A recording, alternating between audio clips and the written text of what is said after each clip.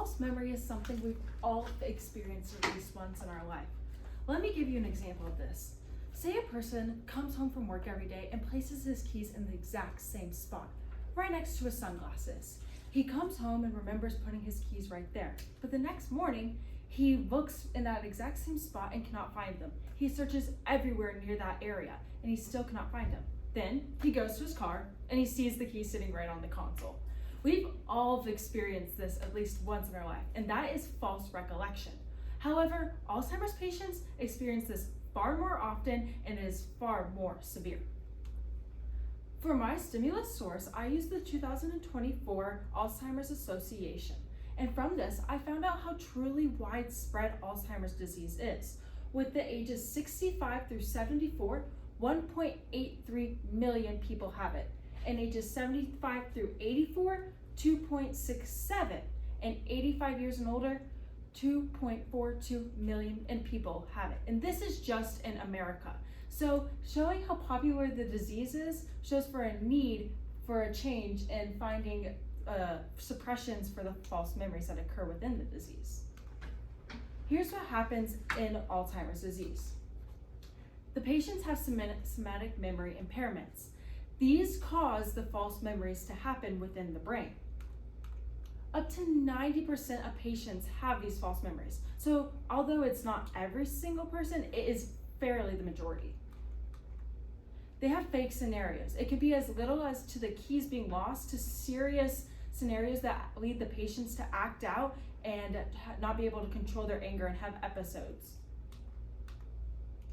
This led me to my research question of what part of the brain does the false memory stem from?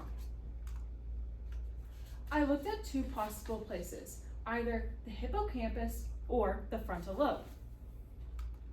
The frontal lobe has a lot of controls that you may not know about, but you use them very often in your day-to-day life, such as your memory, your impulse control, your emotions, your social interactions, and your problem-solving skills. Andrew E. Budson, who has his MD in the Division of Cognitive Behavioral and Neurology, did a research on the suppression of the Alzheimer's patients.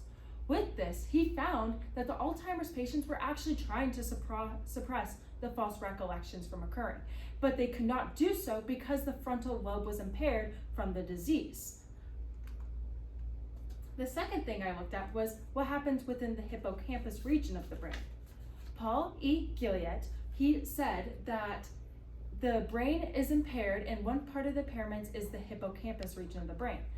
Because the hippocampus region is impaired, it leads to episodic memories to occur.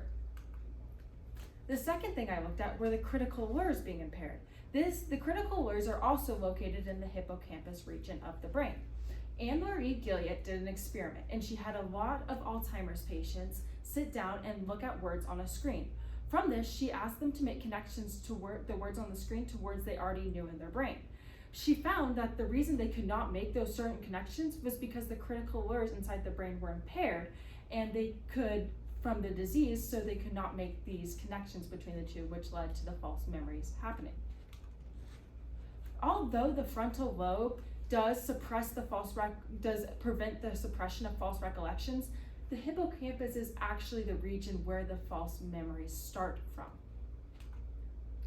From this, I looked at different solutions and possibilities to help get rid of and suppress the false memories from happening in the Alzheimer's patients.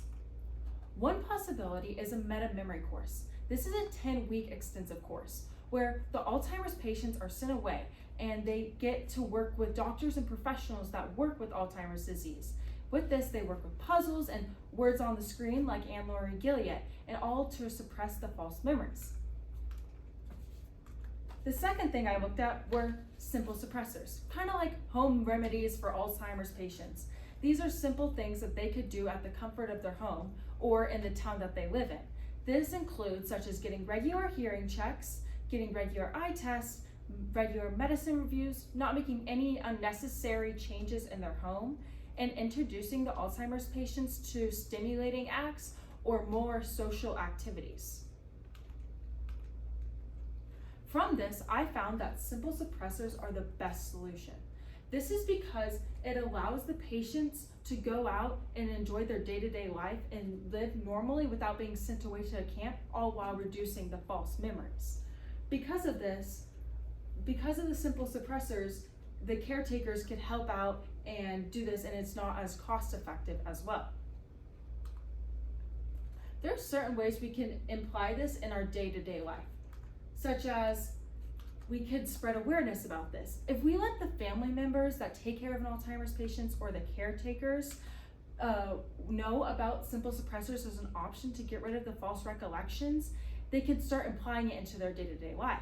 And after that, they need to form a habit.